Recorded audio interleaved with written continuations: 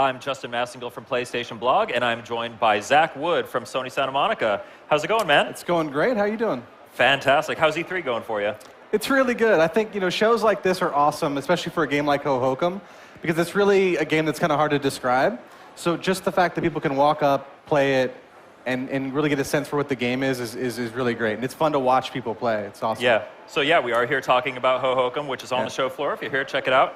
Hohokum is like the first thing that comes to my mind when I play Hohokum. I mean, lots of things come to my mind when I play Hohokum. But the first thing I think of is how utterly accessible it is. You can just grab a controller and start goofing around.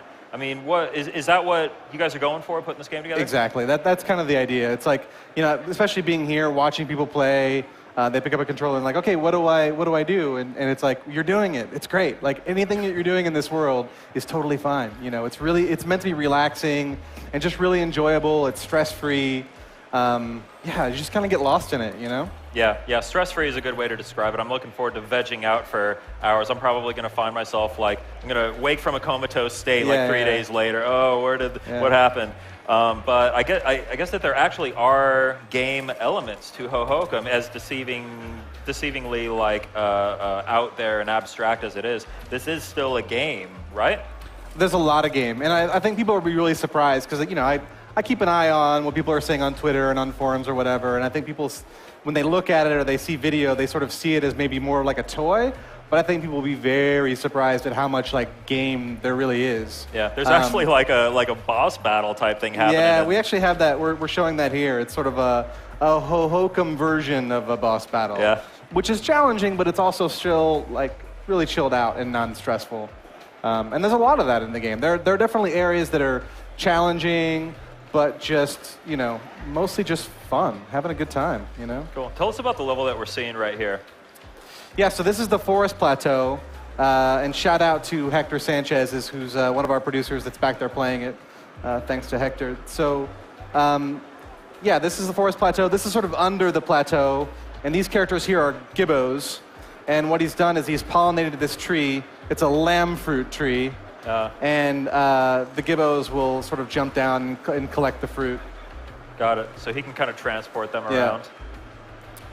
Nice. Yeah, we've got some, there's a very wide range of different levels in Hohokum. We've seen like the fun fair, we've seen the guano factory, which is just ridiculous. Yeah. Okay, so here, what do we got here? This big like elephant looking thing.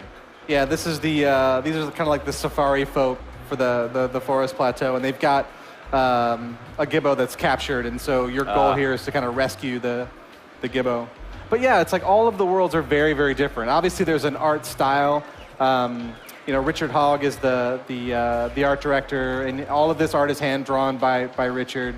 And the game itself is a collaboration between Richard and Honey Slug, who's the game developer based in London. So even though they have this like connective tissue in terms of the art style, they all look very, very different. And every world has kind of its own cast of characters and primary activity or goal, and just all kinds of things that you can do. And that's one of the things, too, is that, the game is really reactive to you. You're kind of this pretty expressive character. We call him the long mover. Yeah. So just flying around and interacting with the world, everything sort of reacts to you in some way. Yeah, so he's going through, that was a doorway, now he's going to go through this corridor, which is also kind of interactive. Cool. And from there, he can go to other worlds. And that's another thing to mention, is that the whole game is really non-linear. You can go anywhere at any time as soon as you boot up the game, and it's just really freeform. Nice. So what's it been like kind of working with Ricky and Richard to put this game together? And from the Santa Monica Studios side, what's that whole collaboration process look like? It's been really awesome. I mean, this has been really a fun game to work on, and working with those guys. I mean, they're just so passionate and so enthusiastic about what they're doing. And seeing this game evolve over time has been a real joy. Like all of these things, all of these worlds sort of, kind of came together from different ideas, whether it was Richard's art that sort of sparked an idea, or maybe something that Ricky programmed that sparked an idea, and just seeing these worlds come to life over the course of the last 2 years we've been working on it, it's just been like, every day is kind of like Christmas. It's been really great. Yeah, they put together some really cool behind-the-scenes videos too. There was a recent one with there was Dick the art one and really the design one. Yeah, just kind of talking about what their inspirations were, because we all get that question a lot. Like, wow, like what were you thinking of when you were designing this game, you know?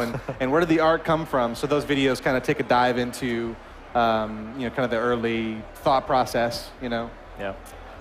The other thing that's worth mentioning is that. We're collaborating with Ghostly International, which is a record label, which is something we've never really done before. But that came from when we first started talking about like what the music in the game might sound like, trying to figure out like, you know, what's the style, who we might want to get to score it. Ricky and Dick sent us their playlists of things that they were listening to while they were, you know, coming up with ideas for the game. And it just so happened that a lot of the artists on their playlists were from the Ghostly label. So. Nice. We're like, well, we should just go talk to Ghostly. And so we did that, and they were really excited about it too. So we've been working with them for the last couple of years. So it's artists like, you know, Tycho and Ben Benjamin, who's in, you know, in the trailer. You've got that Ben Benjamin track looping in the booth here, and it's been stuck in my head on loop for the last 3 days. Yeah, no, it's fantastic. And Mishna and all these guys are creating original tracks and also some of their back catalog stuff. But every world has a unique track. And they're infused in the game in sort of an interactive way. So like in this world, in Kite World, this is a track by Mishna. The more characters you pick up, the more layers of the track kind of fill in. So by the end, when you're flying all the kites, you know, it's sort of reached its pinnacle. It's really beautiful. Yeah, I will say that once I learned that Ghostly International was where all the music was coming from from Hohokum, I immediately looked up Ghostly International, followed them on, you know, SoundCloud, Bandcamp, all that stuff, and I've actually discovered a lot of great new music just by virtue of that, just by like looking them up because I heard they were doing the music here. Are you guys talking about a soundtrack or anything like that? Oh, there's definitely going to be a soundtrack. Yeah, cool. Details we haven't announced yet because that's pretty cool in its own right. So we want to keep that. But yeah, there'll definitely be a soundtrack. Soundtrack's amazing. Right on. Before I let you go, are there any last thoughts, any closing thoughts you want to leave our viewers here with? That's a good question. I think, I touched on this a little bit earlier, but I think the biggest thing is like just how diverse this game really is and how much there really is to do. And also this kind of this sense of what should I do, what should I do? You know, the game is designed in such a way that like whatever you're doing is a good thing. And I think that's kind of hard. It's different, right? It's like people aren't used to that idea, but you know, we're seeing it play out on the floor when people are playing the game and they're just kind of like cruising along and like, you know, spinning in circles and just having a good time. And that's totally cool. You know, it's just meant to be relaxing and fun and just a really good time. So I need Hohokum. I need it in my life. When will it be a part of my life? It's coming, August 12th.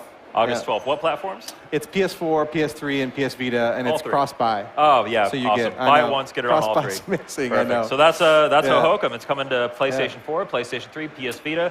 Buy it once, get it on all 4 platforms. Zach, thanks a lot for joining us, Thank you. Really good time.